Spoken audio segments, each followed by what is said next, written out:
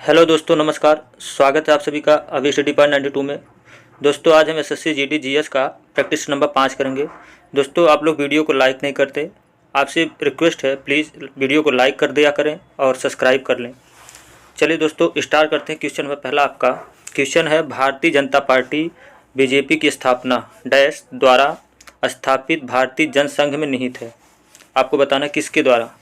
श्यामा प्रसाद मुखर्जी द्वारा, अटल बिहारी वाजपेयी द्वारा, लाल कृष्ण आडवाणी द्वारा, मुरली मनोहर जोशी द्वारा। सही जवाब हो जाएगा श्यामा प्रसाद मुखर्जी। देख लेते हैं दोस्तों answer. Bharatiya Janata party BJP की स्थापना श्यामा प्रसाद मुखर्जी द्वारा स्थापित भारतीय जनसंघ में निहित है।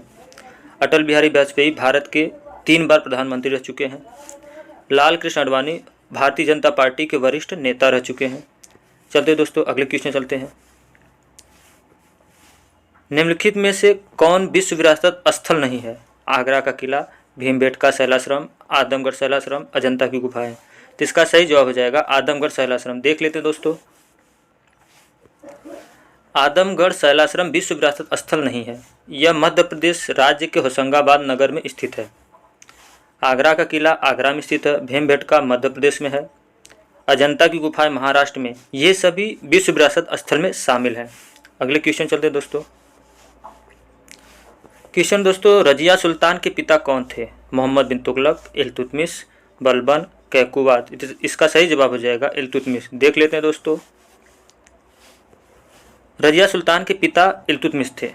मोहम्मद बिन तुगलक दिल्ली सल्तनत में तुगलक वंश का शासक था। बलबन दिल्ली सल्तनत में गुलाम वंश का शासक था। कैकुबाद बलबन का पोता था। अगले क्वेश्चन चलते हैं दोस्तों। क्वेश्चन दोस्तों, निम्नलिखित में से कौन सा एक नौपाषाण सांस्कृतिक स्थल नहीं है?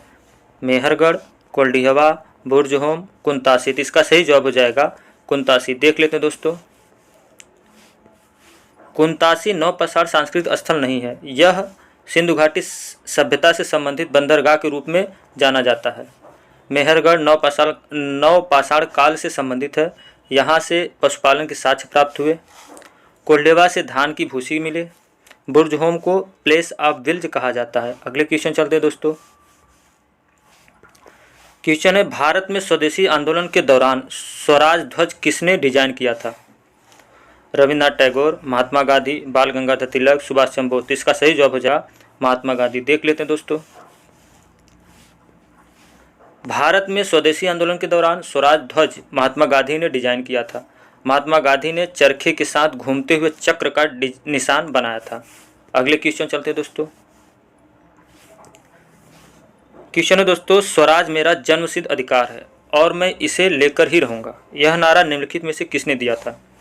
बाल गंगाधर तिलक ने, दादा भाई नौरोजी ने, चित्तरंजन दास ने, गोपाल कृष्ण गोखले ने। सही जवाब हो जाएगा बाल गंगाधर तिलक। देख लेते हैं दोस्तों। स्वराज मेरा जन्मसिद्ध अधिकार है और मैं इसे लेकर ही रहूंगा। यह नारा बाल गंगाधर तिलक ने दिया था। दादा भाई नौरोजी को grand old man of the India के नाम से जाना जाता है। गोपाल कृष्ण गोखले ने 1905 में सर्वेंट ऑफ इंडिया की स्थापना की थी। अगले क्वेश्चन चलते हैं दोस्तों।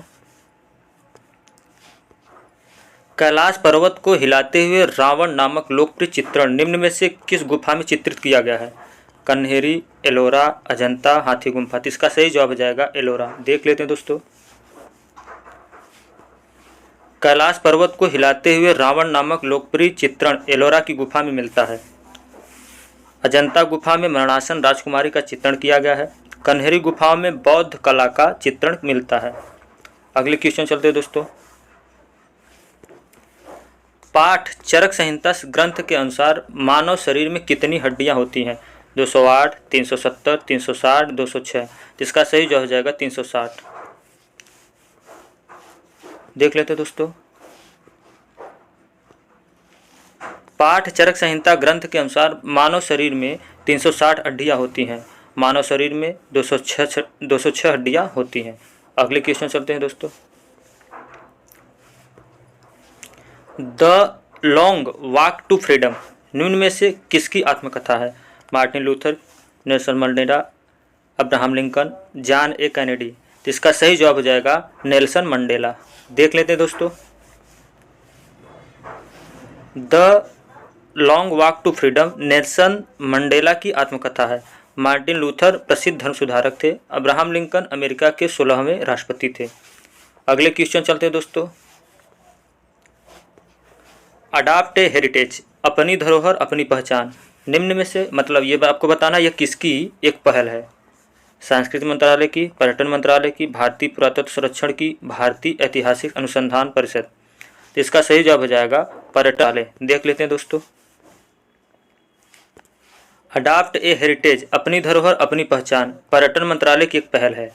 भारतीय पुरातत्व संरक्षण संस्कृति मंत्रालय के अंतर्गत आता है। अगले क्वेश्चन चलते हैं दोस्तों। क्वेश्चन है दोस्तों, जातक कथाएं निम्नलिखित में से किस संप्रदाय से जुड़ी हुई हैं। लिंगायत से, जैन धर्म से, बौद्ध धर्म से, शैव धर्म से। तो इसका सही जवाब हो जाएगा बौद्ध धर्म। देख लेते दोस्तों। जातक कथाएं बौद्ध धर्म से जुड़ी हुई हैं। जातक कथाएं भगवान बुद्ध के पूर्व जन्म से संबंधित कथाएं हैं। अगले क्वेश्चन चलते हैं दोस्तों।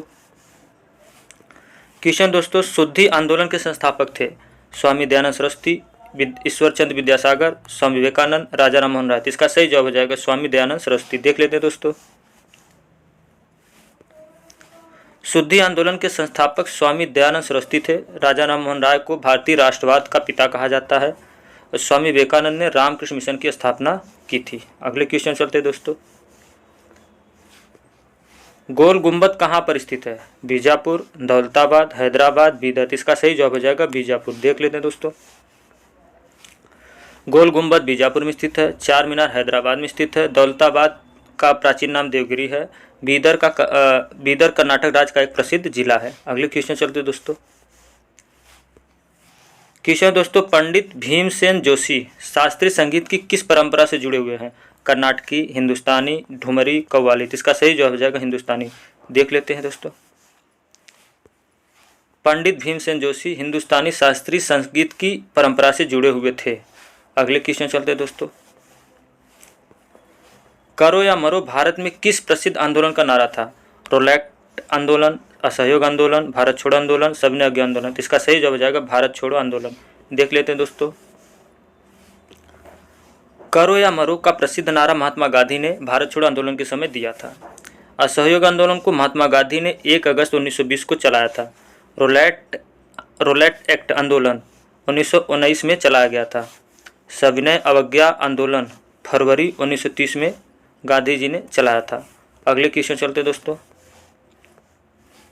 क्वेश्चन है दोस्तों, निम्न में से किसने राज दरबार में सिजदा और पैबोस की प्रथा शुरू की थी। आपको बताना है।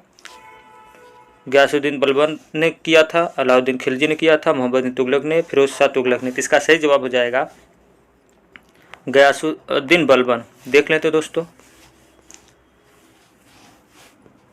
गुलाम वंश के शासक बलबन ने सिजदा और पैबोस की प्रथा शुरू की थी। सिजदा का मतलब प्रणाम, पैबोस का मतलब सम्राट के पैरों की चूमने की प्रथा शुरू की थी। अलाउद्दीन खिलजी ने अपने शासन में बाजार नियंत्रण नीति को लागू किया था। मोहम्मद बिन तुगलक ने दीवान ए अमीर कोही यानी कृषि विभाग की स्थापना की थी। अगले क्वेश्चन चलते दोस्तों। 1965 के भारत पाक युद्ध के दौरान भारत का नेतृत्व करने वाले प्रधानमंत्री कौन थे। जवाहरलाल नेहरू, मोरारजी देसाई, इंदिरा गांधी, लाल बहादुर शास्त्री। तो सही जवाब हो जाएगा लाल बहादुर शास्त्री। देख लेते हैं दोस्तों। 1965 के भारत पाक युद्ध के दौरान भारत का नेतृत्व करने वाले प्रधानमंत्री लाल बहादुर शास्त्री थे। अगले क्वेश्चन चलते हैं दोस्तों।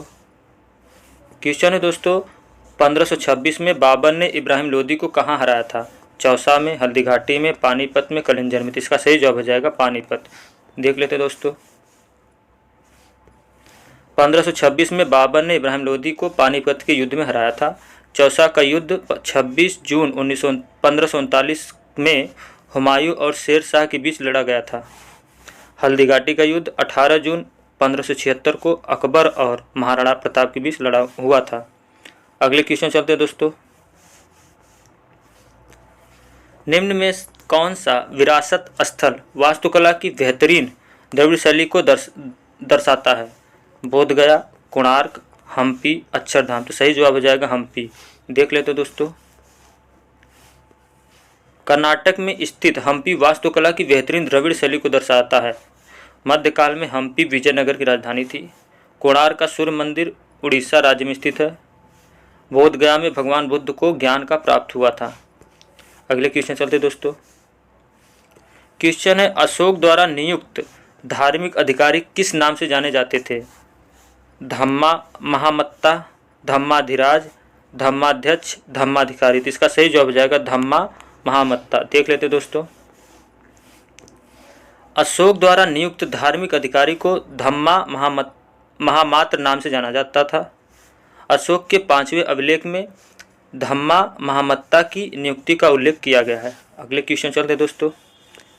धन्यवाद दोस्तों। वीडियो आपको अच्छा लगा हो तो लाइक करिए, सब्सक्राइब करिए। धन्यवाद।